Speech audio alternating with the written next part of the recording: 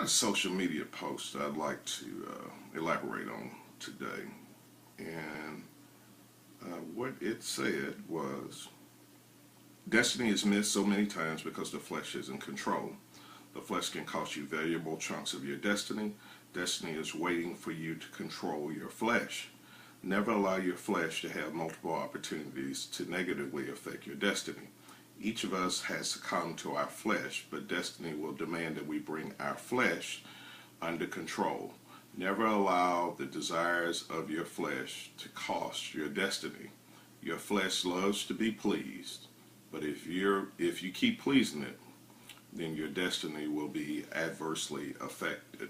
I guess if I given a title to this, it would be "Stop Allowing Your Flesh to Cost Your Destiny."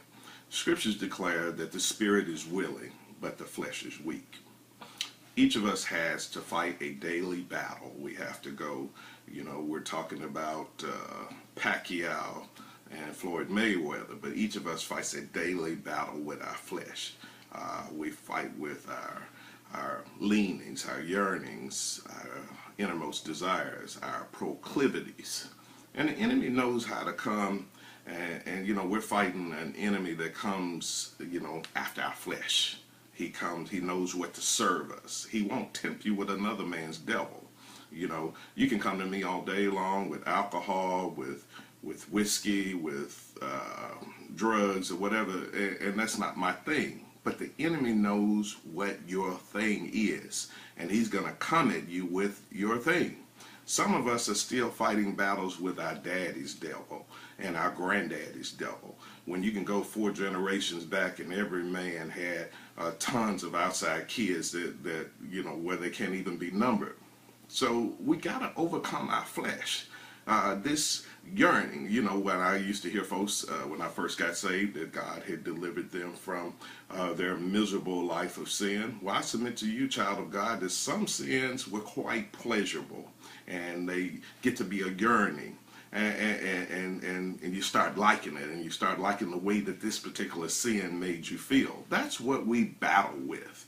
In the world, in the drug world, they used to say that the marijuana was a gateway drug. It's a drug that led to other things. And I submit to you, child of God, that our flesh, many times, with our flesh, there are gateway sins that we get away with a little bit, and then we get away with a little bit more and a little bit more, and then before we know it, we're in some far country. Sin keeps you longer than what you want to stay. It holds you longer than you want to be held. It makes you pay more than you've ever wanted to pay. And most of these started out with little sins, but as we're more successful at little sins, then we're bold enough to try more and more. But our flesh has to stop costing our destiny. We're fighting an enemy that comes with very few new tricks.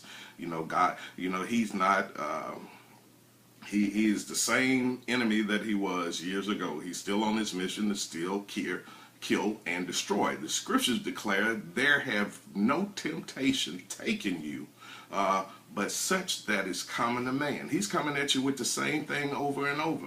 Why are we allowing the same devil that overcame us at 20 to overcome us at 30, to overcome us at 40, and to plague our 50s? At least make the enemy change his game. It's time out.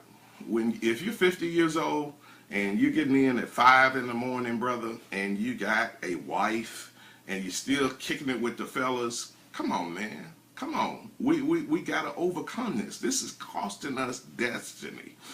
When you go through these divorces and go through these breakups and you have to start all over from scratch, sooner or later, shouldn't we get the message that our flesh has cost us? It's cost us jobs. It's cost us opportunities. It's cost the best of our life. It's cost us our health in many cases. I'm submitting to you, child of God, that we have to stop allowing our flesh to cost our destiny. Every day you are presented with destiny decisions. because the flesh wants to be pleased on a daily basis. And before you please your flesh, ask yourself this question: how will this affect my destiny? Running after that skirt today, drinking that little bit here, or submitting to some man that turns out to be a fool, my sister, can adversely affect your destiny, adversely affect your destiny. Come on, we can't stop. We can't allow our flesh to cost us destiny. Life is too short to keep starting over and over and over and over and over again because of this thing called the flesh. Stop allowing your flesh to cost you your destiny. Yeah, it feels good, but what seemed like it went on and on and on and on was just for a few minutes. And never allow a few minutes to cost you your life, your hopes, your dreams, and your destiny. Stop allowing your flesh to cost you destiny. Now, we're living in a day, as I close, where nobody ever wants anything said about their flesh. If you look at the top preaching series around the country, this would not be the title, because anything about your flesh wouldn't be the subject, because our flesh, even in our messages now, we're preaching messages that please the flesh.